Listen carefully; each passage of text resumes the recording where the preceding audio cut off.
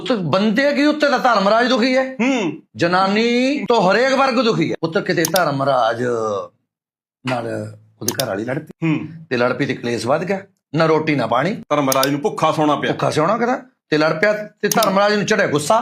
ਉਹ ਚਿੱਤਰਗੁਪਤ ਨੂੰ ਕੱਢੋ ਇਹਦੀ ਫੈਲ, ਤੇ ਉਹਦੇ ਸਾਲੇ ਬਣਾ ਲੂ ਜੇ ਮੇਰੀ ਪੇਟੀ ਨੂੰ ਹੱਥ ਲਾਇਆ ਧਰਮਰਾਜ ਦੀ ਘਰ ਵਾਲੀ ਆਦੀ ਇਹ ਪੇਟੀ ਮੇਰੇ ਪਿਓ ਨੇ ਦਾਜ ਚ ਦਿੱਤੀ ਹੈ। ਚਿੱਤਰਗੁਪਤ ਤਾਂ ਬੁੜਕ ਕੇ ਹੋ ਗਿਆ, ਪੇਟੀ ਨੂੰ ਹੱਥ ਨਹੀਂ ਲਾਉਣ ਦਿੱਤਾ ਹਨਾ। ਉੱਤ ਫਿਰ ਲੜਾਈ ਇੰਨੀ ਵੱਧ ਗਈ ਤੇ ਧਰਮਰਾਜ ਸਵਰਗ ਛੱਡ ਕੇ ਥੱਲੇ ਆ ਗਿਆ ਤੇ ਇੱਥੇ ਭੇਸ ਬਲਟਾ ਕੇ ਫਿਰਦਾ ਰਿਹਾ। ਤੇ ਭੁੱਖ ਲੱਗੀ ਜਦੋਂ ਕਿਸੇ ਦਾ ਬਾਰ ਖੜਕਾਇਆ ਤੇ ਗਾਹਾਂ ਨੂੰ ਪੁੱਤਿਆਂ ਦੀ ਉਹ ਚੁੰਡੀ ਹੋਈ ਜਾਣ, ਪਤੀ ਪਤੀ ਲੜੀ ਜਾਣ ਤੇ ਕਾਫੀ ਕਲੇਸ਼ ਹੋਇਆ। ਉਹ ਆਦਾ ਕਿ ਬੇਮਾਤੀ ਹੁਣ ਤੈਨੂੰ ਧਰਮਰਾਜ ਵੇਖੋ, ਤੇ ਧਰਮਰਾਜ ਗਾਹਾਂ ਗੇਟ ਨਾ ਲੱਗਿਆ